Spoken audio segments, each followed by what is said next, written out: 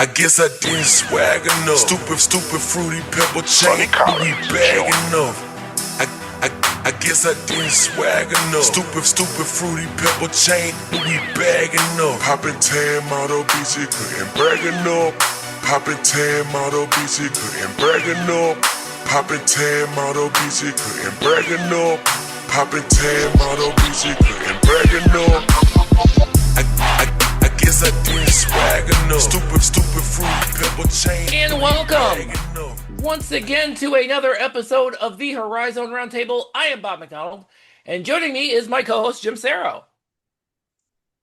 Hey Bob, thanks for having me. This may be my very last time on the podcast. I'm here in blizzard-like conditions apparently in Milwaukee, Wisconsin, so everything is touch and go at this point. But if I'm going to go down talking Horizon League basketball is the way I want to do it. All right. That sounded a little morbid, and I guess we'll have to bring the shovels to dig you out for next season. But Jimmy, you can find on Twitter at Jim Sarro. You can find us on the web at horizonroundtable.com. You can find us, you can find all the links to our social media accounts and sites where podcasts are available at horizonroundtable.com/subscribe. In fact, you can still sign up for email alerts, get all of our stories in your inbox by filling out the email form and get the weekly digest if you missed anything. horizonroundtable.com/subscribe. Become a patron, patreon.com/horizonroundtable.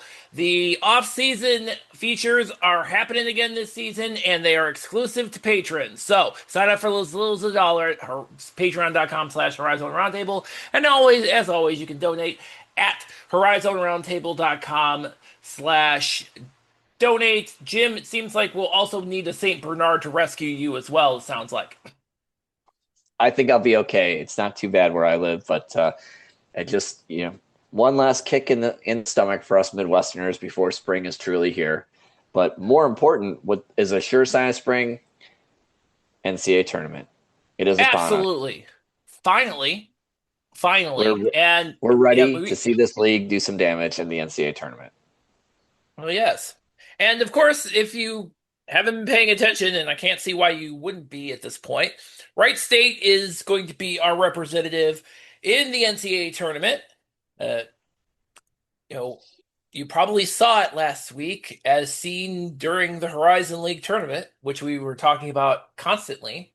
Also, we're the Horizon Roundtable podcast, so it's been a pretty constant theme, by the way. So, Jim, I know you were in Indy, and I'm sure you enjoyed some of the festivities, not Sundays, I assume. Yeah, Sunday's festivity did not go the way that I would have liked, but at the end of the day, if you're the Green Bay Phoenix and you're looking at the second half beatdown that you took against Northern Kentucky, you focus on the positives. The positives is you do. The program's back to respectability. The program is back to the conversation of being in Indianapolis for the Horizon League tournament. They were at one point in time, the program had the most appearances in the semifinal round of any program in the conference. And then they kind of lost their way for 5 years, but they're back. And that's a big positive. Obviously, for a team like Green Bay and many of the teams in this league, it's all going to be about retention and acquisition here. Which of your key pieces can you keep? What pieces can you add with the dollars that you have available? But, it didn't go great, but I'm not down. I'm just happy that Green Bay basketball is relevant again. And for most people, they would have said that's not going to happen because of, the situation there. And Coach Gottlieb, he really turned it around, and he has them, heading in the right direction. It's awesome to see. It's good for the league. I mean, the league, we just can't have any dogs in this league. Somebody's going to finish last. We cannot. But you can't have any 350s. You got to have everybody, in the 200s or better. You are correct. And one of the other teams that was in Indianapolis made it to the finals, came very close, is in the same category as Green Bay, really, and that's Detroit Mercy. And Detroit Mercy had an outstanding tournament, a really great year in general. And I mean, it just came down to a last minute shot attempt by Orlando Lovejoy that was swatted away by Kellen Pickett, freshman of the year, Kellen Pickett, and it was the final game between Detroit Mercy and Wright State. That's what we have come to expect from the Horizon League tournament, those type of games, because those are the types of games we have seen in Indianapolis, and before that, Detroit, and those are the great games to see. Those are great competitions, and this was no different. And it came down to the wire. But in the end, the regular season champion and the tournament champion are the same, and it's Wright State. And there's no shortage of kind of, there's really no shortage of accolades you can give Wright State at this point. TJ Birch was tournament MVP. Um, Michael Cooper was on the all tournament team, as well as Legend Jeter and Orlando Lovejoy from Detroit Mercy. LJ Wells had an outstanding tournament, except for the fact that his team lost against Wright State, and he was also on the all tournament team as well. So when we look at what Wright State is going to be going up against here, they're going to be going up against Virginia. The Virginia team that only lost by 4 to the number 1 seeded Duke in the ACC tournament. Virginia is an outstanding team, and they play a lot of guys too. They really do. I was like going through their stats, and it's like they do not have a guy who plays over 30 minutes a game. They do not. Yeah, Virginia had obviously an amazing season. I believe the record's 29-5. Mhm. Currently ranked in the top 10 in the various polls. I mean, coming out of a basketball-centric league and finished second place, made it to the conference championship final. So this is no easy task for Wright State. But one thing that I walked away from Indianapolis feeling was that Wright State is the real deal. Oh yeah. When you think about what they went through, what they had going to win that championship game against Mhm. Detroit, in the semifinal round, as an example, you had Michael Cooper go absolutely scorched earth and deliver a massive performance. Oh yeah. And then you see the next night, Detroit Mercy said, "Look, I don't know, we may lose, but we're not going to lose because Michael Cooper is going to beat us." And they sent 2 guys to him constantly, and he made a pass to Logan Woods, and Logan Woods scored 6 points, all of them in the last 3 minutes of the game. He made 2 3-pointers at the end, and so they just had guys make plays, and then you think about, I'm going to say this kiddingly, but if you were to vote now on Defensive Player of the Year, I'd vote Kellen Yeah. Pickett. He had 2 of the biggest blocks that were of the season in the last couple Yeah. minutes of that game, including the one. Including the biggest block at the end. The Yes. biggest block. And so what I took Absolutely. away from seeing Wright State up close and personal in an environment where where I could be unbiased and just look at it, is they have all the pieces. You think about, you've got a dynamic scorer in Michael Cooper. You have the head of the monster in terms of playmaking, but also defensively, guarding the ball in TJ Birch. You have a very underrated, Kellen Pickett does not look like he's athletic, but he's pretty bouncy for his size. I mean, He's an absolute monster. he's a long and athletic guy. The rebounds that he gets in traffic, he's getting them up high. He's blocking shots on a very good player, on help defense against an Orlando Lovejoy. This is and you think about, for Virginia, their leading scorer, at least, is only 6'9" and a freshman. So it's not like there's a physical advantage. There might be a skill advantage, or there might be a poise or something of that nature. But just size-wise, Kellen Pickett can walk into that game and maybe guard that guy. So I'm super impressed by Wright State, and we haven't even. I believe the pronunciation of that young man's name is Thies de Ritter. He's from Belgium. And sorry, Virginia fans, if you happen to be listening to this right now and that is not even close, you can hit me with the damn dog that isn't even close. I'm good with that.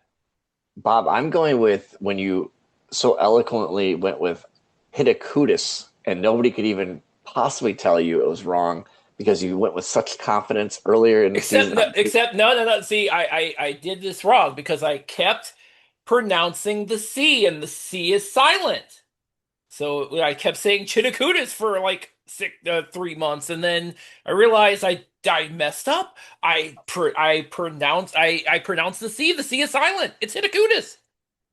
So Hey, yeah, but you went with it, and then we I went did. with it. And the same thing You for Mr. Thyssen, whatever his name is.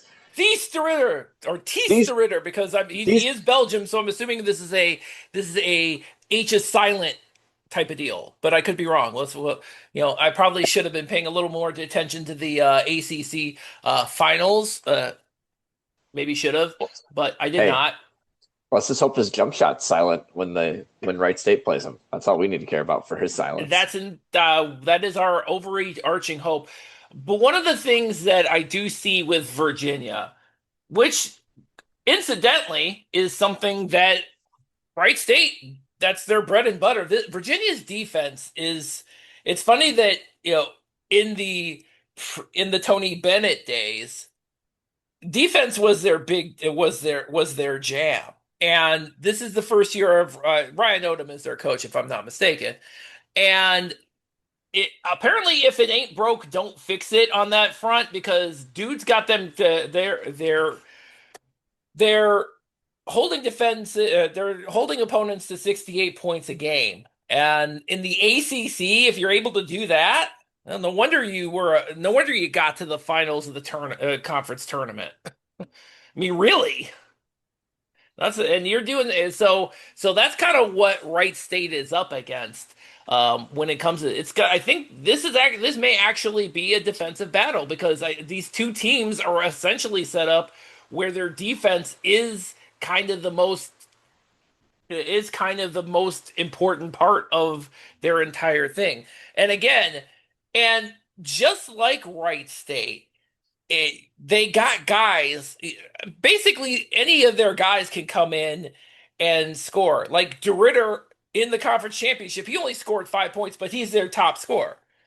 Well, you got to worry about You got to worry about other guys then, like a Malik Thomas who scored 18 against Duke, or Sam Lewis who scored 17. I mean, they're everywhere, these guys. And it's a kind of a similar game to Wright State, where in the conference championship we saw Logan Woods. He only scored 6 points, but those were the most important 6 points of the game. Now, to your point, is it going to be a matter of a higher skill level when it comes to Virginia over Wright State? It's entirely possible. I guess one other thing that I would take into account is that there's a little bit more experience on the UVA side because you got old. We talk about getting old. DeRitter is a freshman, but he's surrounded by you know old guys. Like Malik Thomas is a grad student. So is as Sam Lewis is a junior. Like Devin Tillis is also a grad student. So you got a bunch of guys on there. So it's more of a mix of the experience and then the freshmen as well. And we're talking about and with Virginia, I mean, if you're talking about an ACC team, you're talking about you know freshmen who are some of the best recruits in the country coming in. And if you got a team like Virginia that's going up against you know, a very, very high pedigree of teams, especially at Duke, yeah, you're gonna have to bring your A game, especially not only when looking at the transfer portal, but looking at your freshman class too. Yeah, you have obviously Virginia is operating at the highest levels of college basketball, but this Wright State team, I mean, it's not a one-trick pony. No, You have three marquee players, and then you have like four other really when you think of Holden and Woods and Callahan and Amargbe. We haven't even talked about Amargbe. Like, yeah, I don't know. I just kind of feel like, especially for a team like Virginia, which is going to play wants to play defense and maybe, make you work a little bit longer. Like, I think Wright State can give them a good game. And that's been the thing for the Horizon League the last handful of trips to the NCAA tournament, that they've shown well. You think of Northern Kentucky versus yeah. Houston, Robert Morris versus Alabama. I I just have a gut feeling that this could be another one of those games where the Horizon League ends up looking good, looking like a competent basketball league. Indeed. And, at the end of the day, the team that we, as a league, the team that we needed to get to the tournament got there. So many other leagues Yes. had massive upsets along the way. And for the Horizon League, we got our best team playing their best basketball into the big dance. And after that, we'll see what happens. Okay, so there's a little bit of confusion. I guess they're Wright State, and by the way, a 14 seed. So, for up until about 2 weeks ago, Wright State was pretty much deadlocked at 15 as a 15 seed, but by the grace of some upsets, now they're a 14 seed. Still a little bit higher, still a little bit of an uphill climb. Oh, by the way, apparently there apparently was a little bit of confusion. I guess somebody had posted that their game on Friday was going to be at 9:40 Eastern. Nope, turns out it's going to be at 1:50 Eastern. Okay, I can live with that, I suppose. But yeah, that's what's happening. But one of the other things too that we're gonna so yeah, that's what we're looking for. But Jim, we got to talk about something else, and this has everything to do with the tournament itself. We're changing addresses, man. Yeah, that was a little rumor that was running around the venue while we were down It there. was the worst kept secret anywhere during tournament weekend. Seriously, there's seriously worst kept secret, guys. But, I look at the move in I don't want to down anything that the Horizon League is doing. And so I kind of was looking at it like from a perspective, I see some real positives with the move. And then there's a few, for me, glaring, negatives. And I won't know till next year when I'm there how I feel. But I definitely, when I look at it, I can see why they're changing the venue. When you look at the, is it Arena at Innovation Mile? Is that the AIM? Is that what they're calling it? That is what it's called, the Arena Innovation Mile. I actually drove past it on my way to Indy, and I looked over and that's a nice looking building. Maybe we should move. Maybe we should move there. Yeah, I mean, when you think about it, the venue itself, it is brand new. It's gorgeous. Oh yeah. Because the Pacers G League team, the Noblesville Boom, play there. By the way, their play-by-play voice, friend of the podcast, John Nolan. So we got an in over there now. Yes, we do. And when you think about the really good G League programs are run like an extension of the big club, and you see their locker room and their amenities, and you're like, okay, this is a pro style arena. And then you think about the seating capacity at 3,400 for basketball. That's a really good size for the Horizon League tournament. While I would love to be able to say that this could be a 9,000, 10,000 person thing, they don't run it on the days of the week that are ever get that done. So the arena size is embracing the crowd that you can get and making it, look and feel like a really electric atmosphere. So I love that. One of the things I think is very underrated in terms of, because the building's primary tenant is the Boom, the seating bowl is built for basketball. It is a tight wrap seating bowl all the way around. There's no dead zones in the end zone. That it's not a hockey venue like the Corteva, which has been a wonderful home in terms of it's a nice building. They renovated it. It's got everything you need. They've got plenty of space to get everything done in there. But at the end of the day, the sideline seats are set back further. The end zones are big dead areas. You're not going to have that. This is a basketball building. It's going to get whatever people show up there are going to be on top of the action. You have a few little suites and nicer areas that I think are important for the programs that make it. Most of the programs that make it bring their most influential donors and supporters. Have nice little areas for that. There's a lot of corporate partners that are specific to Indianapolis that maybe can partake in that.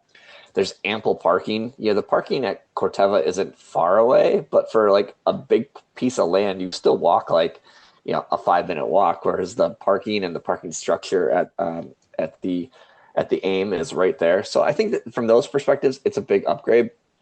The thing that I'm concerned about, though, it is in suburbia. And then Yes, it within is. that, it's in the farm fields next to suburbia. And so, Oh like, yeah. they talked about the downtown Noblesville Square. That's 15 minutes away by car, according to Google Maps. And there's like a shopping center over there, an outdoor shopping center. That's a mile and a half away, according to Google Maps. So we're faced with the same challenge that we are at Corteva, which is there really isn't anything to do there. You can't. This isn't a downtown, experience. And I was kind of looking around at the other leagues that host. There's 20. If you take out the big power leagues, there's 25 other conferences. 14 of them host their conference tournament at a downtown venue. Like, I know not everybody's about that, but when I stay at Indianapolis, I stay right by the Gainbridge Coliseum. I walk to the Hmm. restaurants and bars. I go shoot hoops over in front of the Pacers building. They've got a wonderful outdoor court. I'll still do that. But what would make it the cat's meow for me is if I could walk to the game from there instead of driving 25, 30 minutes. So that's my big concern is that I'm not really sure this is going to speak to somebody saying, I'm going to plan ahead to come to the conference tournament. So we still have the same format, which I love the extra game on Sunday, but I'm not sure that we've addressed the elephant in the room here, which is you can have a better venue, but we don't have a better format that actually speaks to the people who care about these programs coming. And we saw that, like, Detroit Mercy, which has been down for a while, they did not have that many people down there Yeah. at the building. They didn't have their band. Like, there's reasons for all that stuff, but my point is, like, the current format does not speak to I'm hopping in the car and making the Horizon League tournament a destination event, because at the end of the day, you only have 5 of your 11 or soon to be 12 members participating on the men's or women's side. So that's how I feel about it. I think it's a good venue. I'm looking forward to being there, but I just don't love the suburban location, if I'm being honest. Yeah, well, I mean, the the problems with Corteva were never more evident than they were on Sunday. Because I don't know if you noticed, but there were two competing events, and it was a pain in the ass to get in there. And it's a pain in the ass to get in there to begin with. Now, multiply that by three when you have an event going on in the pavilion right next to Corteva, and that did not. I don't think. I think just for that reason that you're not going to have competing events going on.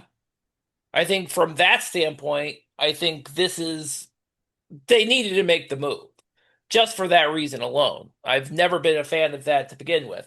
Now, as far as the location, the problem that we have as the Horizon League, and this has been a problem since the beginning of time, is that we don't have a fan base that travels. We just don't. We just never have. And I'm glad nobody brought up the comparison to the MAC tournament again because yeah, I didn't want an aneurysm. But it's apples and oranges.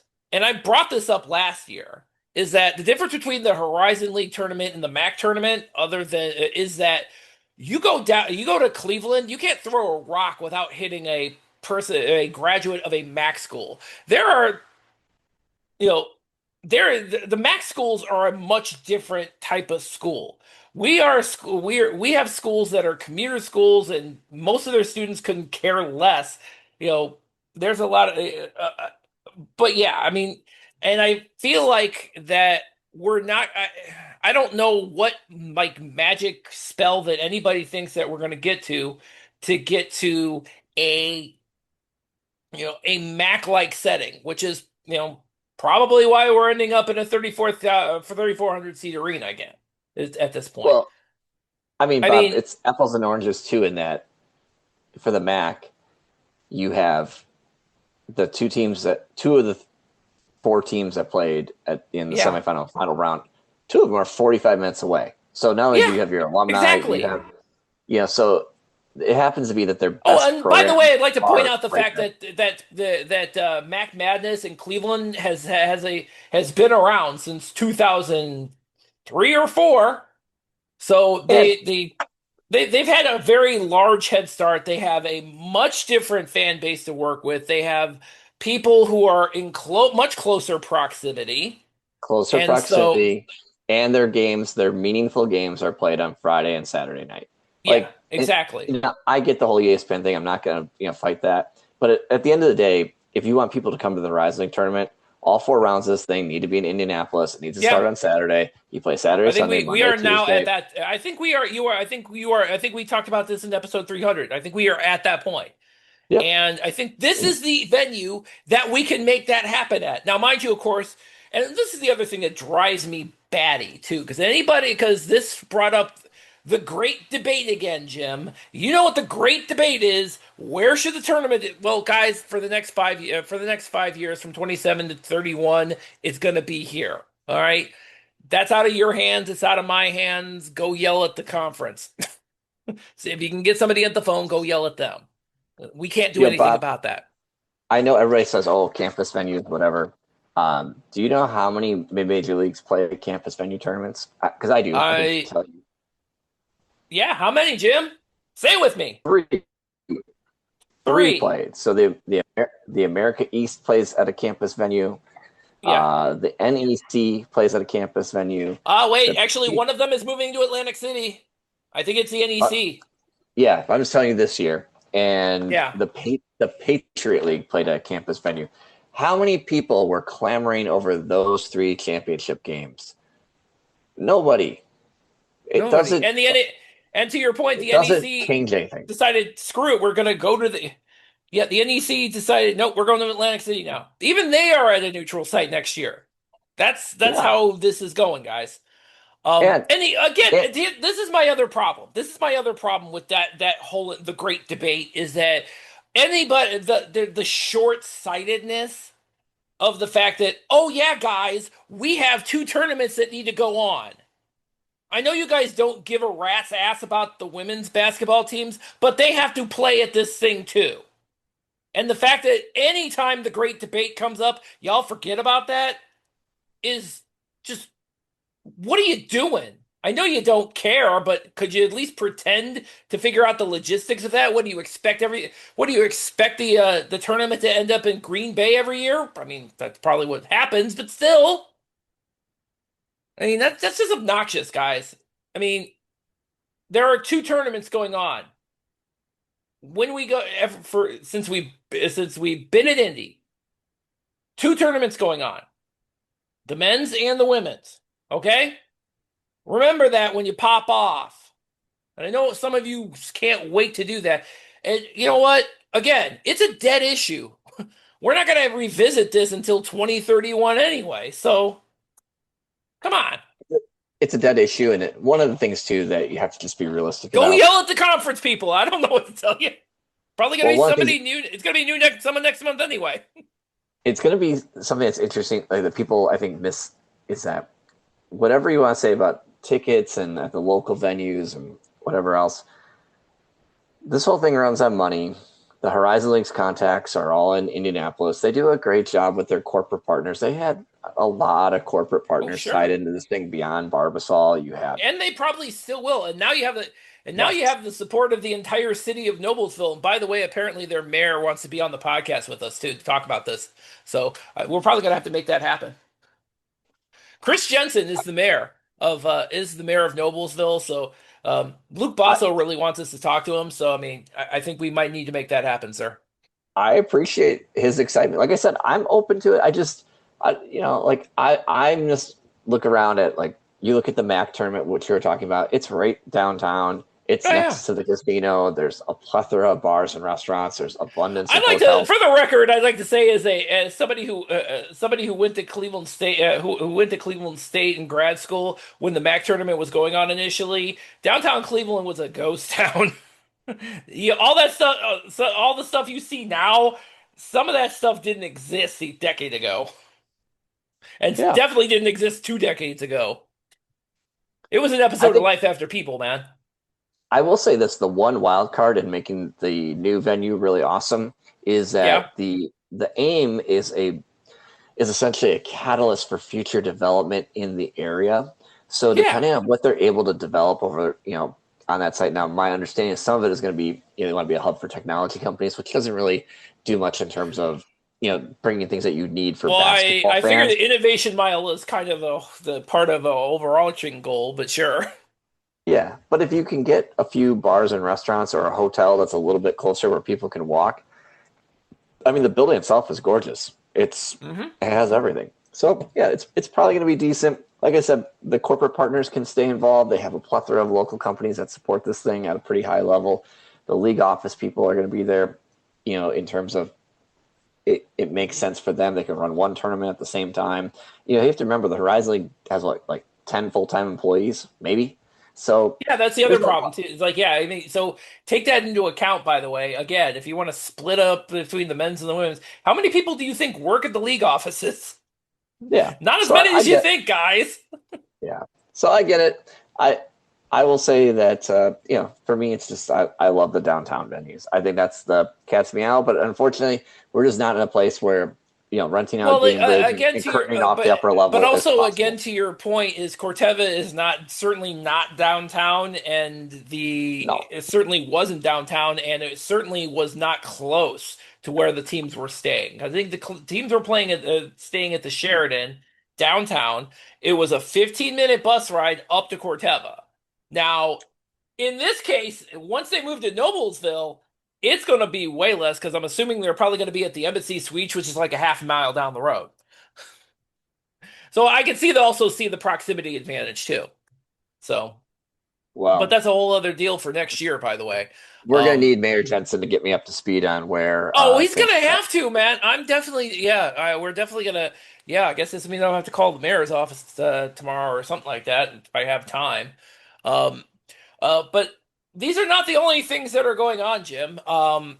Because technically, Northern Illinois is not in the Horizon League yet, but they will be, and they will have a new coach. We're recording this on a Sunday night, and according to Hoop Dirt, multiple sources, most recently Hoop Dirt, Mark Makerzak, the head coach at Northern Michigan, is going to be the new head coach at Northern Illinois. Uh, According to Hoop Dirt, the announcement is supposed to take place on Monday. I figured that since Northern Michigan was still playing in the Division II NCAA tournament, they might have to delay that if they beat Walsh. They did not. So if you're listening to this and they make the announcement on Monday, then Hoop Dirt was correct. If not, I guess we'll have a conversation about this later. But yeah, Mark Makerzak, Matt. um, It's Matt. Matt. I've been so Christ. I'm gonna do that a couple of times too. It Yeah. all the Well, Bob, when they win, it's Matt. When they lose, it's Mark. It's his alter ego when they don't win. Yeah, so Matt Makerzak. So, but yes. By the way, shout out to Northern Michigan Athletics for the phonetic pronunciation of his name, because you could get in trouble. That's just trying to pronounce his name would spell trouble for the uninitiated for sure. But yeah, so.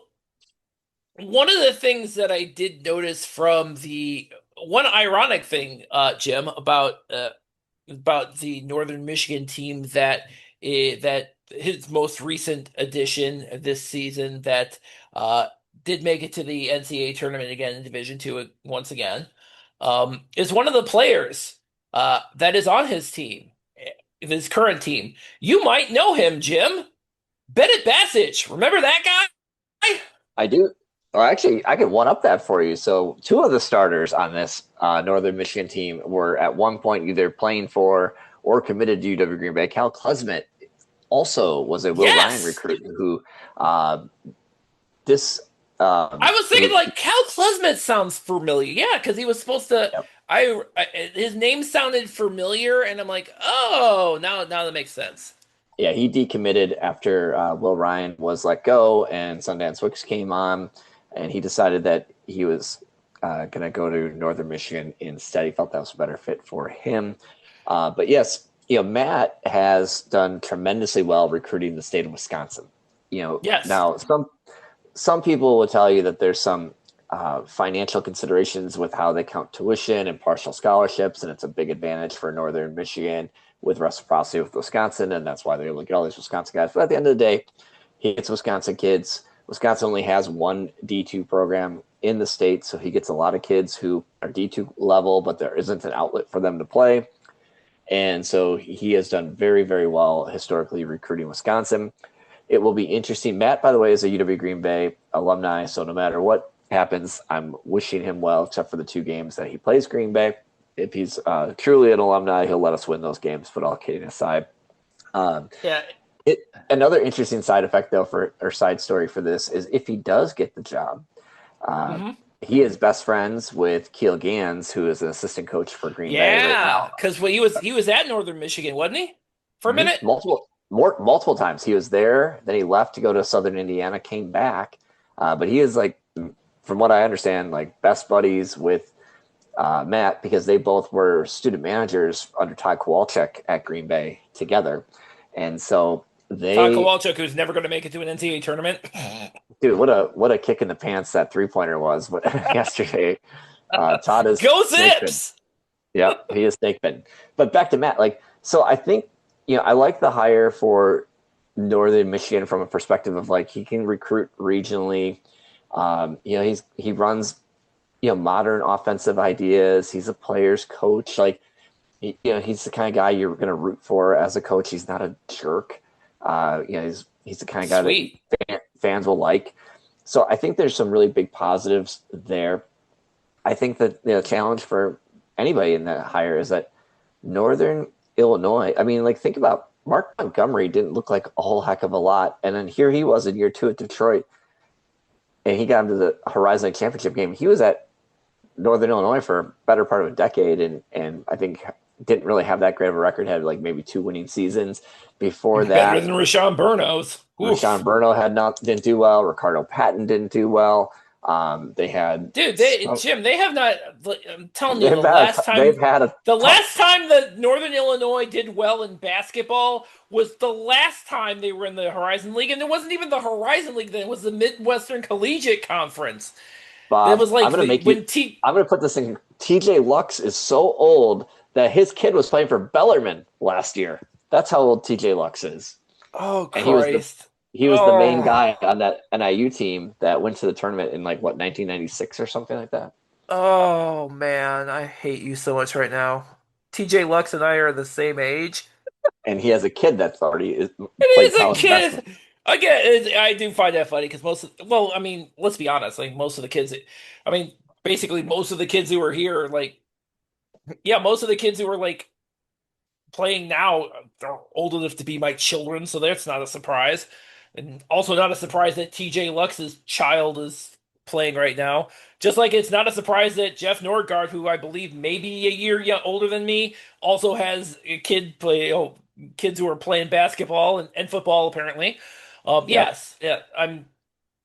We've had the I'm old conversation multiple times. No, but it puts in perspective how long it's been since they've had a good team. TJ Lux and Jeff Nordgaard used to go at each other. Those guys I was still battling. An undergrad when Northern Illinois was any good. Well, the last time Northern Illinois was good. That's how there are people who write for us who weren't even born yet. Yeah, and that's how long ago this was. It's just a tough job because it's not really Chicago.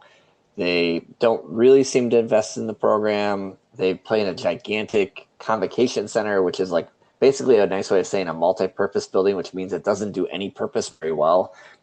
I've been there. Oh, sounds like a convocation center I know of, which is now called the Wolstein Center.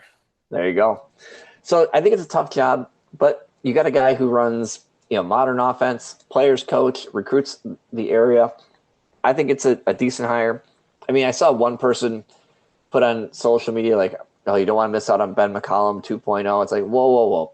As much as I think Matt does a great job, he's not a guy that's been advancing deep into the Division II, tournament. He hasn't won 4 national championships. So he's a good coach, and this is a good opportunity. It'll be interesting to see what he can do with it because it's a good opportunity for him professionally, but it isn't a good opportunity in that it needs some TLC. And I'm not 100% convinced that they're going to take some of that Mountain West money that they have and spend it on their other sports. I'm pretty sure they're going to spend it on football because football is what makes the money. So we'll see what happens. So to your point, by the way, because Matt Brown actually posted because apparently one of the Northern Illinois fans requested the annual budgets for both Northern Illinois and the Horizon League schools in general. Do you know how much their annual men's basketball budget is for Northern Illinois? $2.2 million. You are way off. It's 3.5. They're currently ranked fifth in $3.5 million on men's basketball, which by the way would put them at the top of the Horizon League in money spent on college on men's basketball. Currently number 1 is Cleveland State. Who knew? At almost a tick under $3 million. Northern Illinois' operating budget for 2025-26 is in men's basketball is $3.5 million this year, and it would put them at the top of the Horizon League, middle of the pack of the MAC, but top of the Horizon League. I was blown away by that.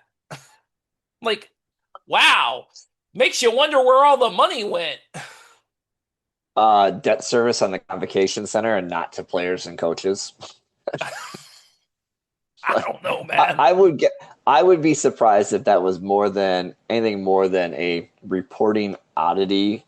And I have, by the way, just for what it's worth, there's a website from the U.S. Department of Education that tracks all spending for college athletics, and they have Northern Illinois men's basketball at $2.5 million of expenses per year.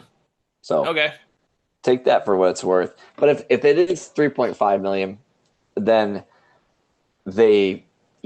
I would say that that's some sort of oddity in terms of like, okay, they plunked in some entrance fees to the Horizon League, or something else is buried in that number to make it better than it is, because you can't win freaking 7 games and be buying players with that that's enough money to buy a team. You can't win 7 games with that. I mean, Rashawn Bruno must be the worst coach in the history of the planet then if he can't win with that kind of budget. I don't know, man. By the way, their women's basketball team went 7-23 this year, so they got some work to do on the women's side too. That they do, but this is the first year head coach too, so there is that. Speaking of the women, by the way, shout out to the Green Bay women. They are going to do. They are a 13 seed, by the way, and they're going to be playing in the women's tournament, and they will be playing against Minnesota. Help me out here, man. Minnesota Golden Gophers. Minnesota. They're playing Minnesota. Yeah, I had to think about that for a minute. Then the Joe Biden gift went in my head. Minnesota. Yeah, they're going to Minnesota. I mean, is that not the best when somebody, whenever that one fires up for the, NIT selection and people like he's naming off all the states and it ends with Minnesota. It's one of possibly the finest posts of all time on the internet. That's what the internet was made for. Yes, it is. And I totally missed my opportunity to yell that out. So it's on me. But yeah, so they're playing. And by the way, going back to the Macker-Zach hiring, I don't think he's going to get home anytime soon, because as you mentioned, there's a blizzard going on, and I'm pretty sure it's hitting the Upper Peninsula just like it's hitting you, maybe worse. Yeah, where I am, my mom will wait a couple of days to get home. Yeah, I mean, well, you know what? Northern Michigan, a blizzard is just what they call a Tuesday. Like they're totally, throw the chains on the tires, no problem. Us wimps down here in the city, we're shutting down schools because we don't want to get high winds or whatever. But I kid around. Yeah, good for Matt though, and I look forward to hopefully Matt will join us once he has formally accepted the role. He'll join us on the podcast so we can hear more about his detailed plan to get Northern Illinois. That's happening. That is absolutely happening. So, by the way, also on the women's side, just wanted to make mention of the fact that Cleveland State, Young South State, and Purdue Fort Wayne all going to be in the WNIT. A little bit of a conversation on whether or not all 3 of them will make it to the WNIT, but they all will be. So shout out to them too. Awesome. Bob, I know this isn't on the list of questions, but I do have one for you. Yes. So the new commissioner who was present in Indianapolis, not fully on the job yet. I'm a complete schmuck because I didn't say, hi, my name is Bob. Didn't catch it until like way later. I'm like, had to ask Kelly Ford, "Hey, is that the new commissioner?" He's like, "Yeah, you should go say hi," and I never did. Sorry, Jill Bodensteiner, my bad. I'm a schmuck. Yeah. Well, the question I have for her, Yeah. they announced that they've re-signed with ESPN. They've Yes. announced that the tournament has already going to move to AIM in Noblesville. Yep. So I'm surprised. I mean, like, maybe I'm just dumb on how these things work, but I'm surprised that, that the existing leadership made those decisions, like, with a new person coming on. Like, how does the new person put their stamp on this league when That is an excellent question because when we when talked the major about we things, talked about it in the bonus episode, the three main things we were talking about was the those TV two in contract that had expansion? been done, and those two in expansion. And again, expansion. If you read some of these reports, may not be it may not be some. Like I said, depending on how things go with the MAC, again, I think there's a possibility that the Horizon League might accidentally back into becoming a Midwest mid-major mega conference. So happy No, accidents. thank you. See, I personally hate the idea of that because no, you can make this a mega conference all you want with 20 teams. It's still one Yeah, bid league. So now you're it is. making your opportunity as a fan of this to dance really freaking hard. Like, Well, it's funny because we talk look about well, it's funny because we talk about the A10 has the same problem. One, maybe two teams get bids in that 15 member league, and sometimes they suck so bad that only one team in that 15 team league gets it. Mac also, I mean, this year was a complete an anomaly. undefeated team had to get a play-in game out of the MAC. Like, if they Yeah. lose any game along the way, they're a one bid league. So I'm not a big fan of the idea of a super league, but I do But at the think same that when time, you I think think we're about kind member, of at yeah, but the thing is, and this is, I mean, the problem is we're in the middle of this, college athletics arms race that is driven by football. It's gonna screw up a bunch of stuff. It's gonna end up screwing the NCAA tournament. I can already see it coming. And I mean, we can only do but so much. I mean, really. Also, yeah, I don't know if Midwest major mega conference is that should be that appealing to me because then I got to find more writers. By the yeah, way, we we do need need that. a Northern Illinois writer too, among other things. Well, Bob, I A bunch think of writers actually. when you think about membership and maybe where the new commissioner's opportunity is going to come is, and I may be speaking out of school here, so forgive me, Horizon fans, but we've seen a change in leadership forthcoming at Northern Kentucky, coming on the Yes. heels of the university stating that the state of Kentucky is not funding the universities at the level that's needed. Mhm. Going back a year with all the rumors about downsizing scholarships and other things, it begs the question: what in the hell's going on in Highland Heights? Hmm. That is an excellent question. I'm glad you brought that up. Excellent segue, by the way, because as most of you know, if you don't, here's some news for you. Christina Roybal is the current athletic director is going to be leaving at the end of her contract, which is what, May 30th. She is not going to be getting her. She's not. She's not going to renew her contract to go find something else to do. And Northern Kentucky's looking for somebody else now. Okay. Cool, I guess. Well, and think I about it. feel Like, like there's there's a definitely I feel it, I'm it's weird because it's weird because this is an institution that had seemed to have no problems with getting into new sports. I think they added three sports in the last couple of years, but Yeah, but that's the D3 model. No scholarships, just add yeah. 100 kids that are paying tuition at the full freight. Like, that's good for the business bottom line, and then usually the athletic department gets a cut of all those because those kids are only there for sports. I think Yeah. it's I think the interesting, it's not a smoking gun per se, but if you recall what Darren Horn said on one of the two press conferences in Indianapolis after the game, he said when he Hmm. took the job, it was probably a top three job and now it's Yes. not. He made a point to say it's not resourced at the level that it could or should be, or he implied that at least. If I have those words wrong, I apologize. But he brought up that it's not maybe as appealing of a job as it was when he took it, and so you just have some red flags there, and I can't. I mean, is the athletic director, who's by all accounts done a good job? They're still winning in men's basketball. They're adding paying students to the student body. They have wonderful facilities that they've been able to maintain and not they run certainly into the ground. do. Yeah. So what is it that she, would be leaving, and nobody's announced her as, taking her next step? Like, think about our new commissioner.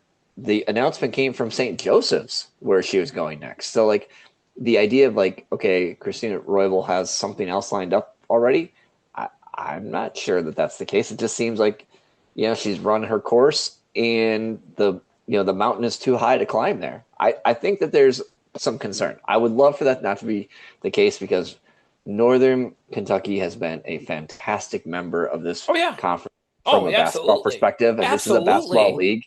We need Northern Kentucky to be on strong footing at all times, because if Northern Kentucky's not on strong footing, that's a concern for the era of college basketball we're in. This is a good program. So but I'm concerned about what the change in leadership means in light of some of the rumors and comments that are floating around out there about the financial piece for Northern Kentucky. Very true. And I think, I mean, I don't know the specifics, and I mean, that sounds like a conversation for another day, I'm sure. But, to your point, I mean, going back to the whole New Horizon League commissioner thing, I guess is again a conversation we'll be having with her. Again, I think that just to your point, it just seemed like the things that were kind of already baked into the cake, which were I feel like they've been working on the TV deal and the new venue for a while, like before Julie Orlash decided to move to the Pacers organization. She didn't retire, by the way. She didn't retire, by the way. Hey, Julie gets a job with the Pacers in their leadership, and the league ends up playing in the same building their G League team plays in. Come on, like the only reason we didn't think that was happening, is because we had our heads buried in the sand. Of course, this thing was moving to where Julie's going. Like she was on the board she's the past executive chair of the Indiana Sports Corporation, which has a huge hand in all this stuff. Like which they do, yeah. So like now when you think about it afterwards, well, we couldn't really say. I mean, no wonder what you and I probably late last year were probably hearing, rumors of them at the very least pitching Noblesville as a future site. I'm sure I heard those. I'm sure you did. And I mean, he said it in one of their press, like State of the Union things. She was talking about like, hey, there's plenty of facilities, and she specifically talked about Noblesville. Yeah. So, yeah. I'll just put it to this: at least they didn't go to Fisher's. We'd have run into the ice link problem again. At least that didn't happen. Yeah, but, the one challenge in this whole thing with Noblesville is like my long-term dream is for the league to have all 4 days on site. And if they have, like, Corteva literally has no other tenants. The Fuel doesn't play there. They do not. IU Indy doesn't play there. There's literally no competition for the league. It's open anytime that they want to. I think with the Noblesville event, like, are the Pacers G League team, are they going to be willing to give the building up over a weekend, which is when, minor league sports teams make their money? Are they going to be willing to give the building up over a weekend to let this tournament expand to what it, needs to be successful? That's the one. That's a big question mark for me, because I hate feeling. That's what got kicked out of Detroit, is they needed too many days to run the tournament, and the people in Detroit are like, no, we'd rather have Celine I mean, if Dion we're being concert and and make on 5x the money. honestly, if we're being honest, Olympia was just using that as a dry run to pitch LCA to either the Big Ten or the Frozen Four or all that crap. Of course, Come on, yeah, of that was course they were. so obvious, so obvious. But I'll tell I you don't what, the think 2 years that I they don't think played at have the LCA Big was Ten. I'm not awesome. like to have the Big Ten. I'm not even sure the Big Ten has ever been to Detroit, but the Frozen Four is going to be there this year, if I'm not mistaken. So yeah, but yeah, And I believe no, from they've what, hosted a first round tournament there, I believe, for yeah, the NCAA. Yeah. I think But they have. I think you are correct, but yeah, I think but but yeah, the tier, to my point about the conference tournament venues, though, LCA, while yeah, gigantic, it had every amenity you could need. It had, restaurants that are on site that open to the outdoors and also open to the interior of the arena. They had club spaces for days. You could walk. I stayed at the Greektown Casino. I walked to the games. Like, it was perfect.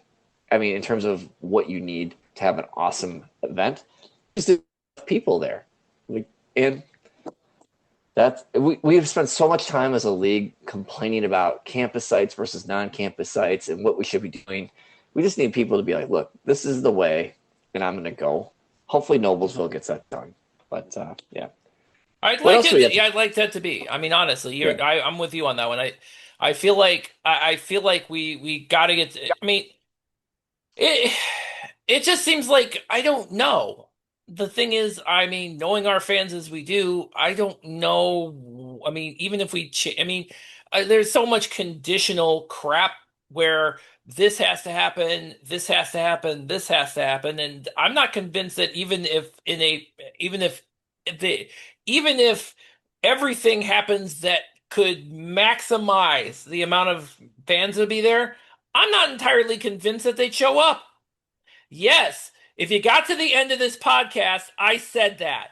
I'm not convinced that if all conditions were perfect and we had the entire tournament in Noblesville on a weekend from Saturday to Tuesday, well, probably Friday through Tuesday because we need to have a first round for the women too. I'm not convinced you'll show up. Yeah, I said what I said. I'll show up. I show up every year, but I'm not sure you will. Yep. Okay. I guess well, it's time to go hey, now.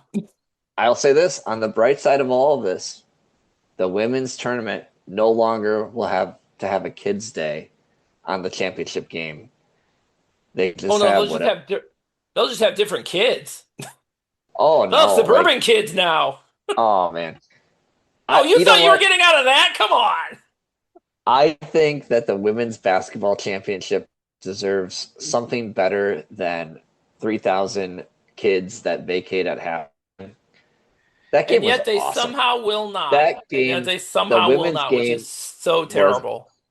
was awesome. Not just because Green Bay won and I'm a Green Bay alumni, but just like the intensity of the game. It was Yeah. back and forth until the fourth quarter. Like, it was a really good basketball game, and yeah, it was weird because The when same thing with the it, Cleveland State Youngstown State game in the semifinals the day before. I mhm, mean, there's absolutely good basketball going on there, yeah, especially on the women's side. but But it yeah, was I mean, weird in the women's game because it was electric in there at the start. The kids were going nuts. The teams were, the crowd that was there for basketball was having a good time. But then as the kids started to vacate, it slowly, it was like waking up.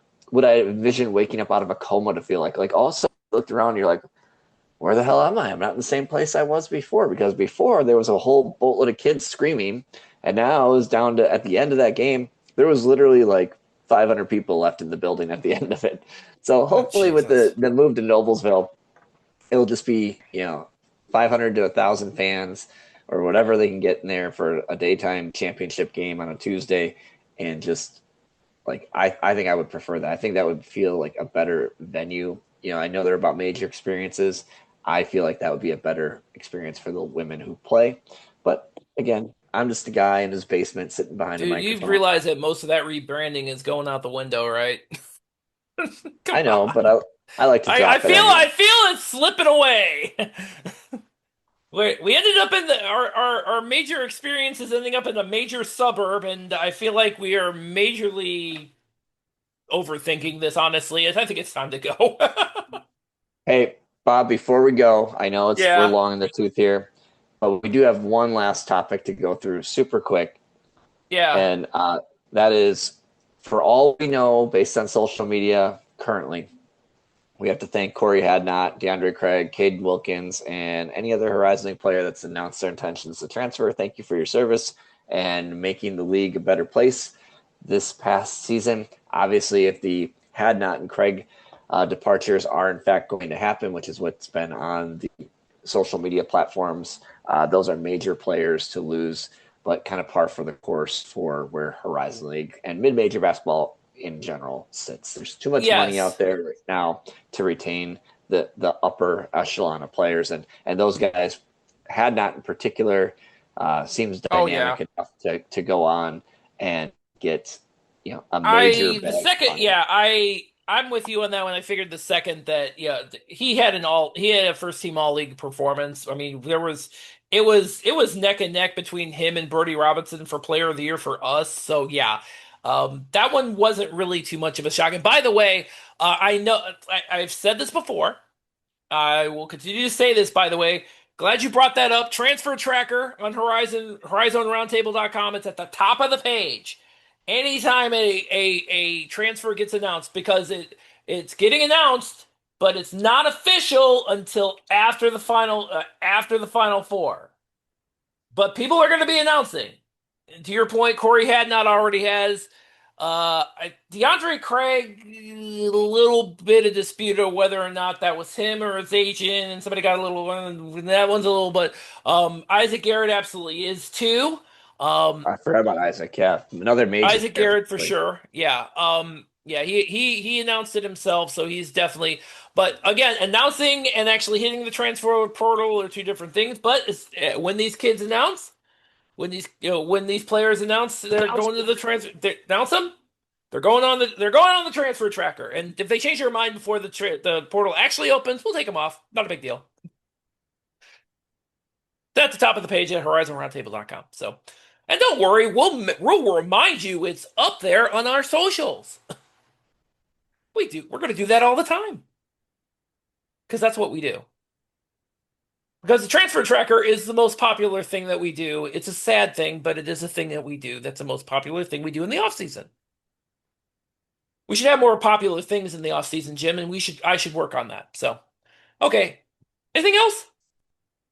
I think that's it, Horizon League fans. Make sure you tune in for the Wright State versus Virginia game. Let's will this thing to victory. Let's get Wright State versus Miami of Ohio for a berth in the Sweet 16. Well, That's yeah, what the there is people a want. small chance we get a return game on that one. I'm holding out for that one. That is what the people want. Let's get the people what they want. Absolutely. And I'm really just hoping for a great Wright State game. Also, I don't know much about the women's side in terms of Minnesota. I just know they're a four seed. Minnesota! Minnesota. But I know this Green Bay women's team is built to Yeah. win in March. They've got all the pieces that you need, and Mhm. they're hopefully going to get a good crowd of people because it's only a 4.5 hour drive from Green Bay to get over to the Twin Cities, and There you so go. nothing would be finer if a week from now we reconvene for a podcast and we're talking about not one but two Horizon League victories in the NCAA tournament. Let's get that done, Horizon Oh, League. that'd be great. That'd be great. That'd be So, awesome. all right. So until next week, and unfortunately, no other men's basketball team is going to the postseason this year. Sorry, CBI is done. Sorry, not this year. NIT, nope, none of them got there either. So I guess What we're about so Angela until Di Laurento and the CIT? Where's that at?